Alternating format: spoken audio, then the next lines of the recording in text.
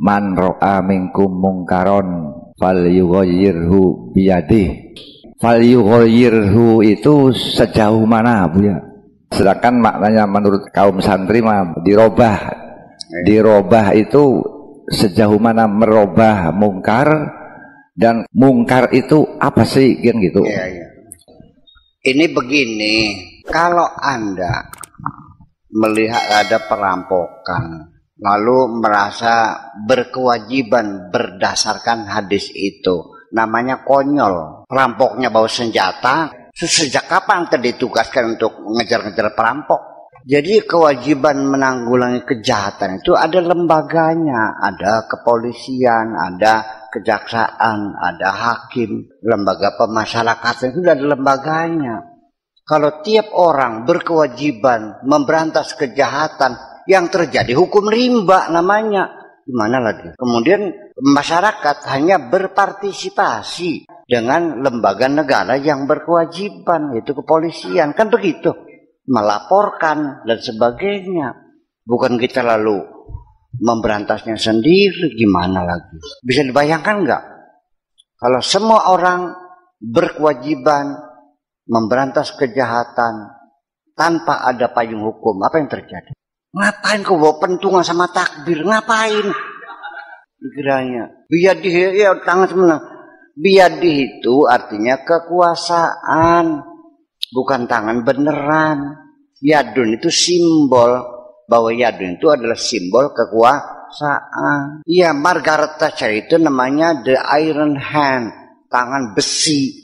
Artinya kekuasaannya keras gitu, paham nggak? Dalam genggamanku, artinya dalam kekuasaan. Jadi ada lembaganya, ada payung hukumnya. Begini, silakan kamu diberikan kebebasan untuk berkeyakinan apapun, ya kan?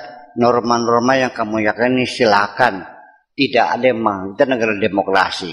Silakan Anda berpikir, Anda berimajinasi, Anda berbuat, silakan. Apapun keyakinanmu silakan kau implementasikan. Selagi itu dalam ruang privasi, silahkan. Tapi begitu dibawa ke ruang publik, itu harus ada payung hukum dong. Paham nggak? Anda yakin bahwa harus pakai jenggot, oke? Boleh, silakan. Anda yakini, Anda pakai jenggot silakan. Dan kamu jangan ngeceh orang pakai jenggot. Ini tambah panjang tambah goblok, gimana lagi? Itu jenggotnya siapa lagi urusanmu? Silakan, Anda bebas. Tapi jangan mengatakan dibawa ke ruang publik bahwa orang yang terjenggotan berarti orang bukan umat Muhammad. Gimana lagi? Kita cekok. Anda kunut itu tidak wajib. Bid'ah. Ya sudah, kalau Anda bid'ah jangan kunutan. Tapi jangan melarang orang kunutan dong. Gimana lagi? Setuju? Selagi di ruang privasi silakan. Jangan bawa ke ruang publik. Ruang publik kan harus ada kesepakatan, ada undang-undang, ada payung hukum. Nah, sekarang bagaimana berubahnya kejahatan? Ada sanksi. Nah, sanksinya apa? Ada aturannya kan. Bukan dipukulin begitu. Artinya setiap kejahatan ada hukumnya, ada pasalnya, ada sanksinya, diproses semuanya. Polisi sekarang tidak boleh mukul maling. Yang ada dihukumi, dibawa ke pengadilan, diproses, diserahkan oleh kejaksaan, diproses, lalu disidangkan, masuk penjara, bukan dipukulin. Sudah tidak dibenarkan lagi di dunia modern orang memukul sembarangan. Percaya nggak? Nggak boleh. Suami mukul istri nggak boleh sekarang. Kita sudah di puncak kejayaan kemanusiaan sekarang. Mau ngebalik ke abad ke-7 lagi gitu. Ngaco semua. Yang dirubah apa? Maramikum mungkaran. Mungkar itu apa? Kejahatan. Seperti apa? Ini yang lucu, ada orang bikin gereja. Dibakar. Kenapa? Ya, menganggapnya agama lain itu kemungkaran. Ini gak jelas definisinya. Masa ada orang tahlil marhaban diporak-porandakan, dibubarkan dengan paksa. Kemungkaran itu adalah kejahatan-kejahatan yang sudah dikategorikan tindakan kriminal, yaitu ketika merugikan orang lain. Ya kalau tidak merugikan orang lain bukan mungkar dong. Betul nggak? Ya gitu. Jadi artinya kita ini tidak berkewajiban. Biyadih itu berarti tugas untuk pemerintah.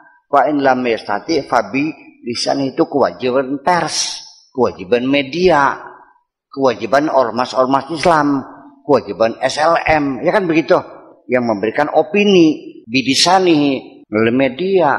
Kalau nggak bisa, fabi qalbi, dengan sikap, artinya dengan hati, di mana hati disetelnya dengan sikap, jangan nimbrung, jangan ikut-ikutan dong, jangan menyetujui, kan begitu. Nah iya, nah kemungkaran yang paling hebat di negeri ini adalah korupsi. Bagaimana bisa merasa korupsi? Yang nggak bisa, KPK yang tugas dong gitu. Jangan kamu ngebugin koruptor, ya kamu masuk penjara. Ya, sekalipun koruptor nggak boleh digebugin dong. Ya, dia kejahatannya apa? Diproses hukum. Nah itu kan proses hukum. Ini jangan kamu berpikir liar bahwa harus kamu ketahui negara Indonesia bukan negara Islam. Kamu tahu, negara bertuhan di sini.